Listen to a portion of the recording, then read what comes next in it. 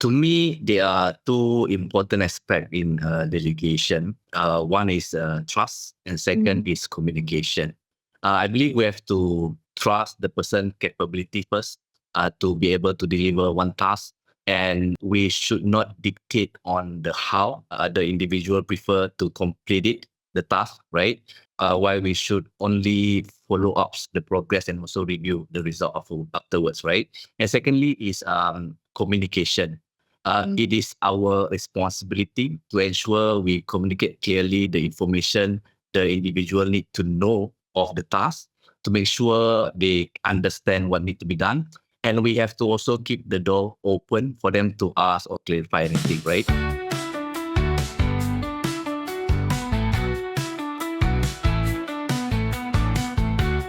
Welcome back to the Learning Pod, an Epicor podcast. I'm your host, Roxanne Rodriguez, and our focus today is on a crucial skill that can boost your productivity and leadership.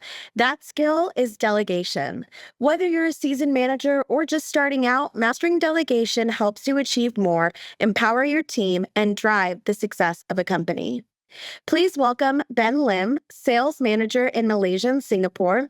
Ben has 20 years of experience in the IT industry and 12 years here at Epicor. He currently manages a team where they focus on helping organizations that make, move, and sell in Malaysia and Singapore.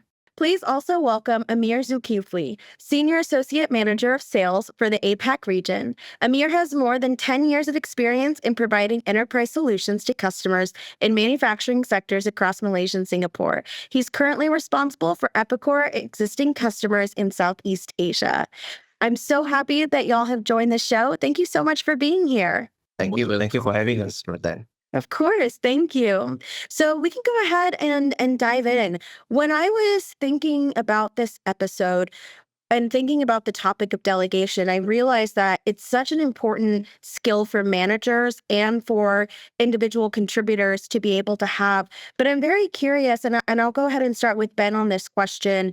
How did you learn to delegate effectively? Were there any strategies that you used to strengthen this skill? Yeah, thank you, Zed, for that questions. I think for me, myself, I think delegations effectively is a crucial skill and for both personal and my professional growth, definitely.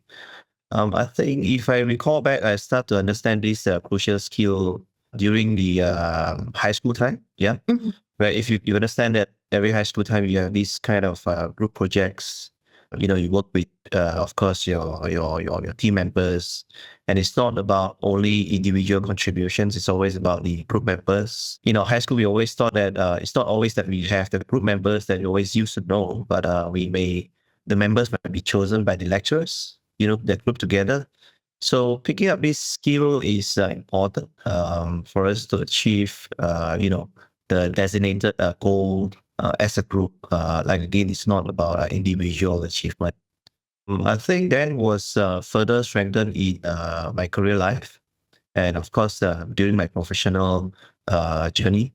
There's a lot of guidance from my managers and of course my employers.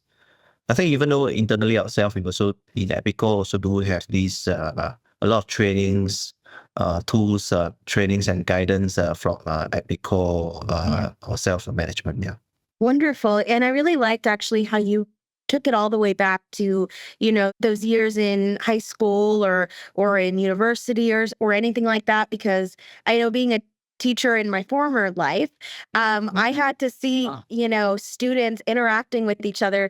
And if the tasks weren't delegated correctly, there was always going to be one kid that was, having to take on all of that. But it's really important from being a young person in high school all the way up until our professional careers for them to be able to have this skill of delegation. Ammir, what about you? How did you learn to delegate effectively? To me, there are two important aspects in delegation. One is trust, and second is communication. I believe we have to trust the person capability first to be able to deliver one task, and we should not dictate on the how the individual prefer to complete it, the task, right? While we should only follow up the progress and also review the result of afterwards, right? And secondly is communication. It is our responsibility to ensure we communicate clearly the information the individual need to know of the task to make sure they understand what need to be done. And we have to also keep the door open for them to ask or clarify anything, right? So I believe this will ensure things to be done right on the first time or the first attempt, right? And on the strategy that I use to strengthen this skill is by first understand the individual strength and weakness first, and then the trust and communication part will come naturally afterwards. Yeah, so that's how I do it.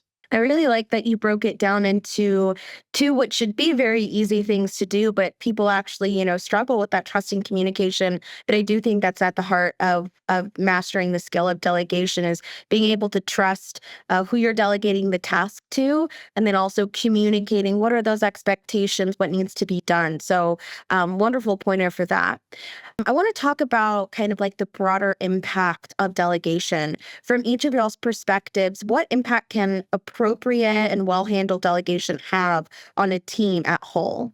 Impact, I think definitely when it comes to really we delegate effectively, we always, the set of mindset, we are always looking at positive impact, right? Either small, mid-sized impact or big impact, I think it's all about positive impact.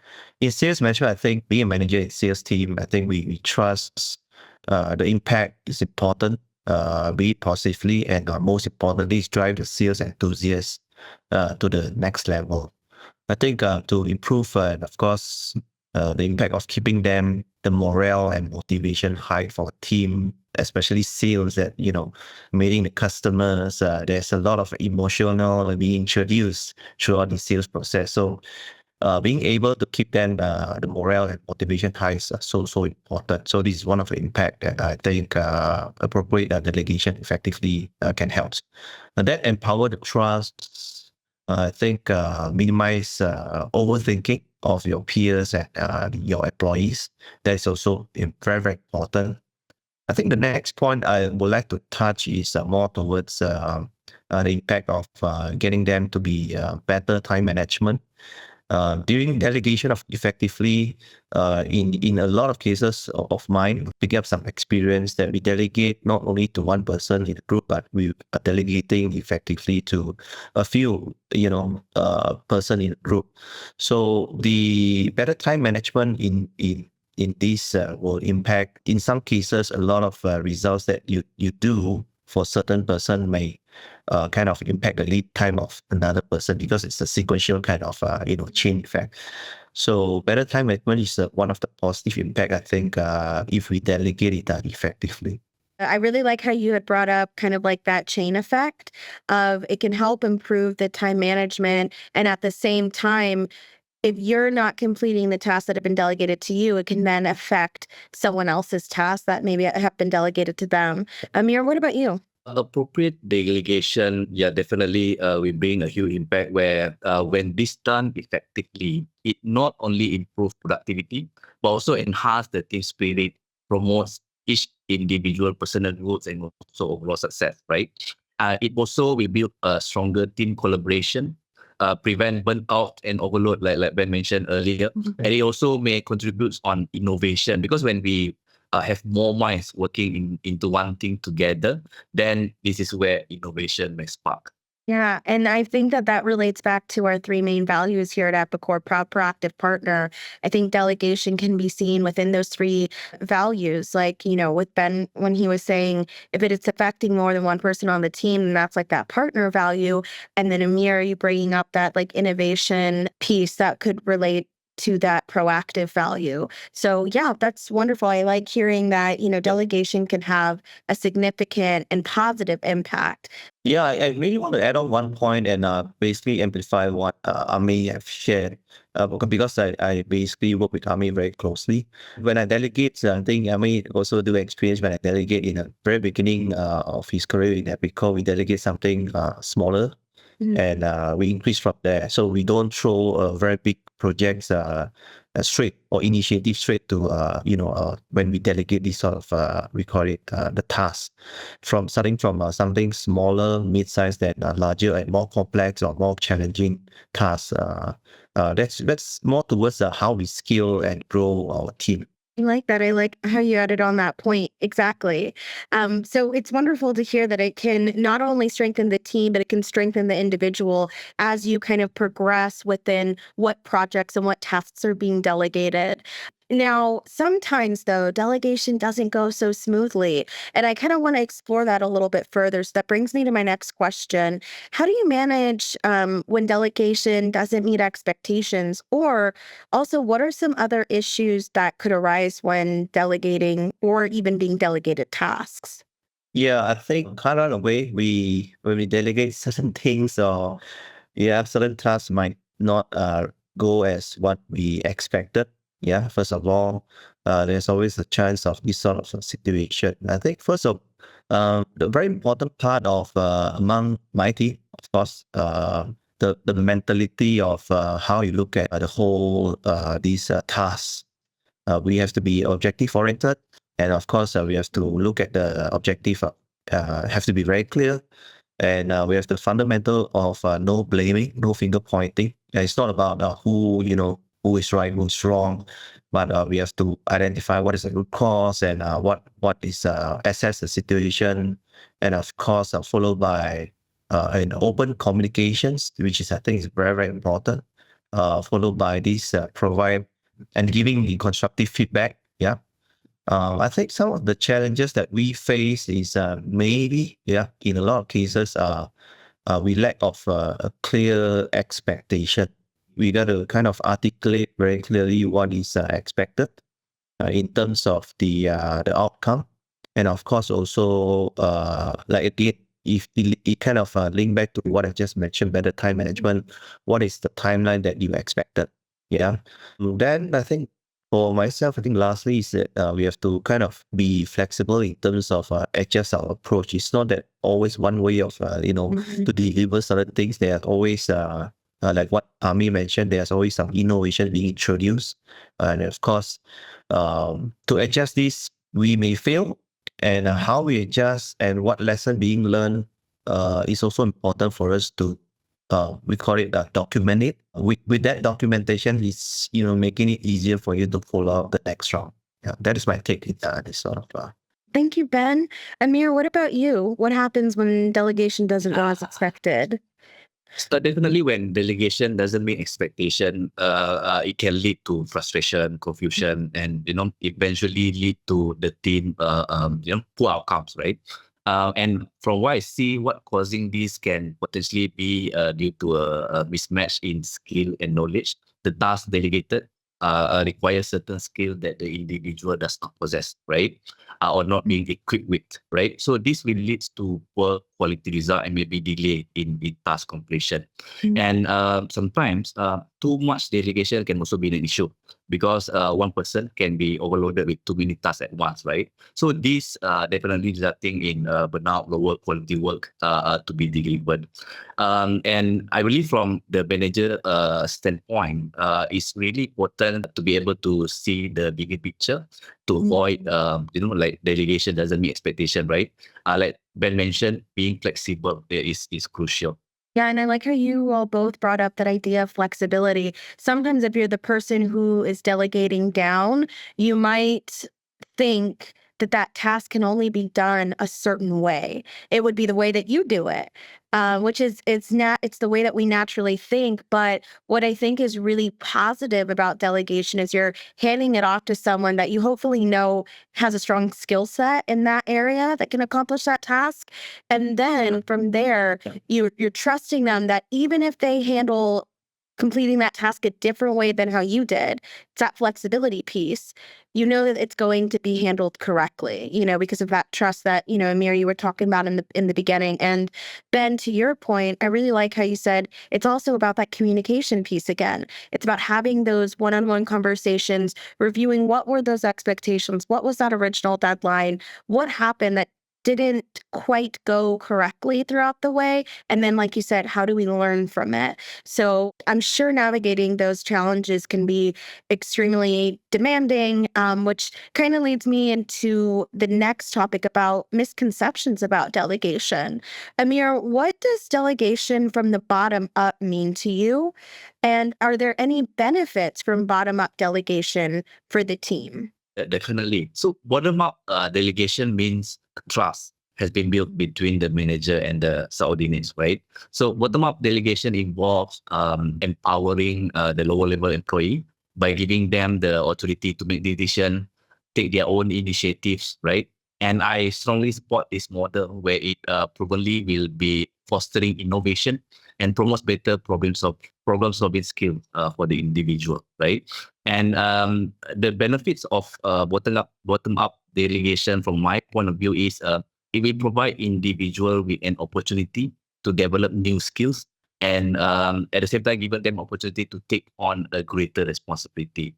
So this is crucial and important, where it can lead to the individual long run career advancement and also personal growth. Wonderful. And, this was actually a topic when we were first thinking about creating this episode. I hadn't even thought about bottom up delegation. It was actually only after I was speaking with my director, and I had only assumed delegation was manager going down to their team members. And then when we sat down and we were talking about it, he was like, well, think about it. There are some things that I might delegate up to my manager, or I might delegate up to my director. And it made me really think that there has to be a great significance and also a great impact from that bottom up delegation. Ben, was there anything that you wanted to add on to that? Yeah, I think fundamentally, delegating upstream for the to our managers or senior management in a lot of cases. Well, again, the strategies is about the same, I would say. Yeah, setting up the right expectation, and of course, either what you are expecting in terms of outcome, and secondly is the timeline in terms of when it should be, because this is so important. And I believe when we delegating up is something very, very important. And it is also like echoing what Ammir have mentioned. It kind of builds up for us the accountability and responsibility. And I like how you said it also builds that responsibility. It strengthens those skills. It also just makes the team more collaborative. I think by allowing employees this ability to delegate these tasks, it kind of fosters that culture of mutual support and just this shared responsibility, like you were saying, Ben. I know that one challenge that I would assume is present is kind of striking that right balance between oversight and autonomy. So I guess we can start with you, Ben. How do you ensure that delegation does not lead to micromanagement? And are there any strategies that you use to kind of maintain this balance? Yeah, I think one way of looking at trying to avoid this sort of leading towards a micromanagement. Yeah, I think establishing the checkpoints have to be a much more reasonable timeline. Yeah, not to be too often. Yeah, instead of constant oversight. I think set regular checkpoints to review the progress. And of course, again, you have to kind of agree upfront with this. Either someone that you delegate with, what are the milestones that you come back to them and do a follow up.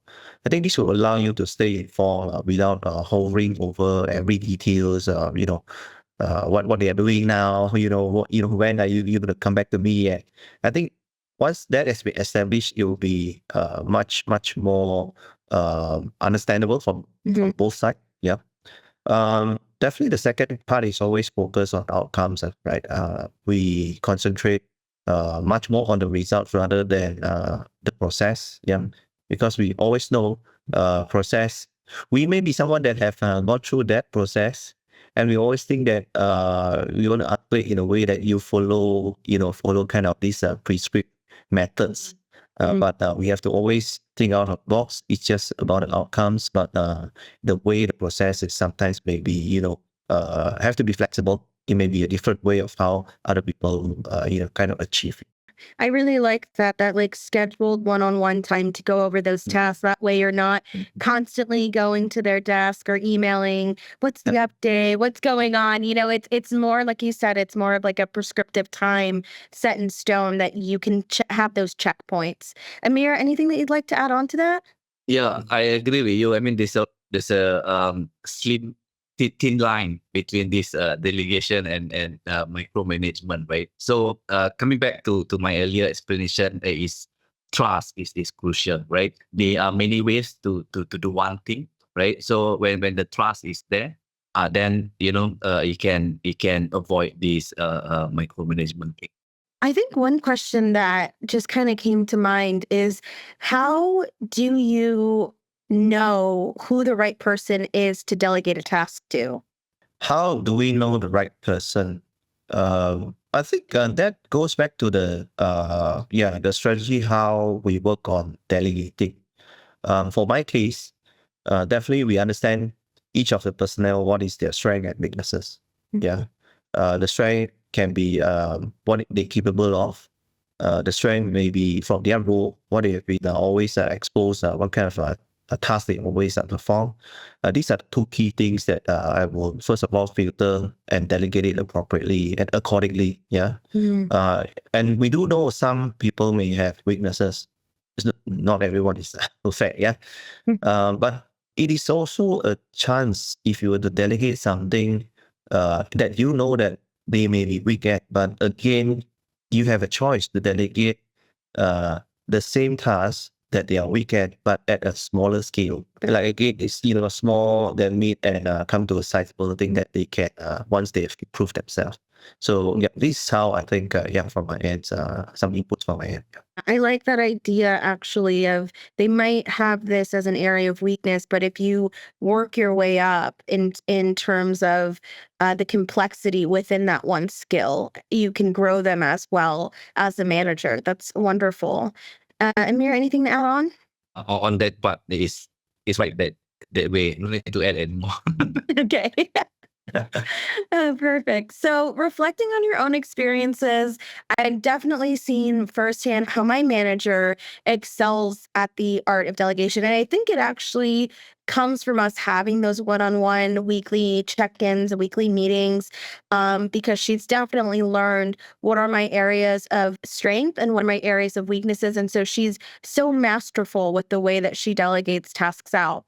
So I'm just wondering, how can effective delegation really build employees' confidence in their manager, which will then enhance both their performance and then that manager-employee relationship? Ammir, we'll go ahead and start with you. So effective delegation can build this confidence towards the manager by demonstrating trust, right? It indicates that the manager have confidence in the individual capabilities, which definitely the individual will notice this and at the same time appreciate it, right? And it will also indicating that the manager is encouraging growth and development towards the individual, right? He or she would like to empower them to grow, fostering a culture of taking responsibility and ownership. And ultimately, this will lead to an increased team spirit and also engagement between the individual with the manager. Wonderful. Ben, what about you? From my end, I think the team that I build is always start with the word trust. Demonstrating trust is so important among the team. That can actually probably half of the the challenges that we face as a team was can be basically how to say handled with this sort of trust that we built.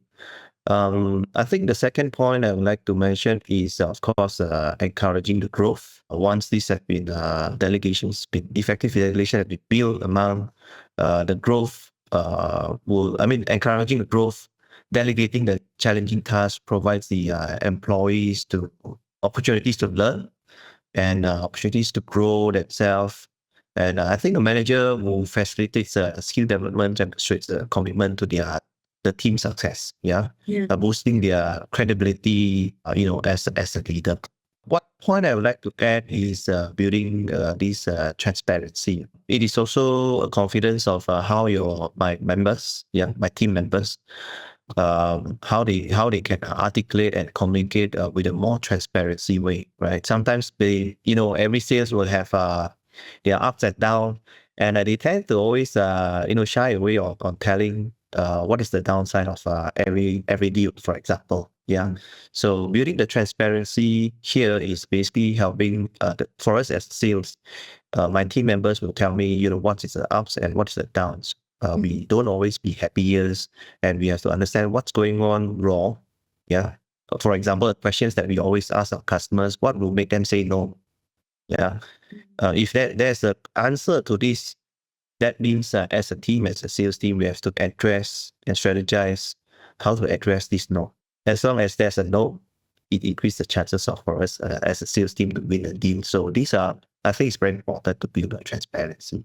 Wonderful. Thank you for hitting on that idea of that transparency within that manager, individual contributor relationship. I definitely think that what you had said about it fostering trust and empowerment within the team, it will essentially, like we were talking about, enhance the performance of that manager-employee relationship. So thank you all both for sharing that.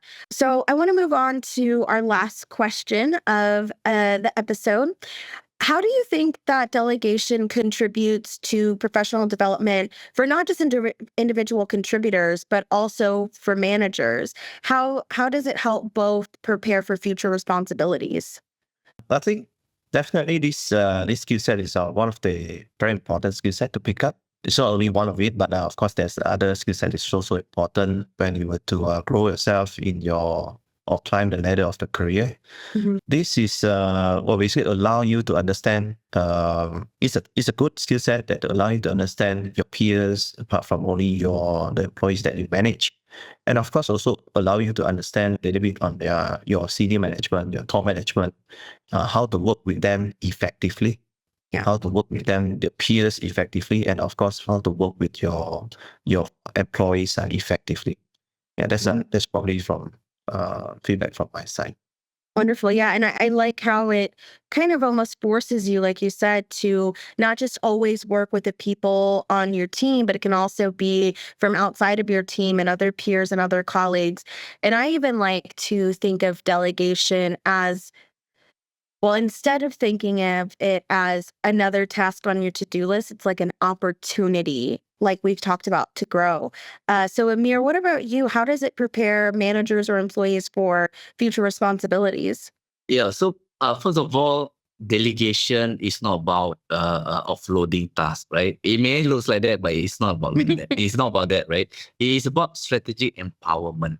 Leaders who delegate effectively can focus on a higher impact responsibility, right? While at the same time provides their team member with opportunities to grow, be the future leader, right? And this definitely enhance productivity and improve overall work-life balance for every individual of the team, right?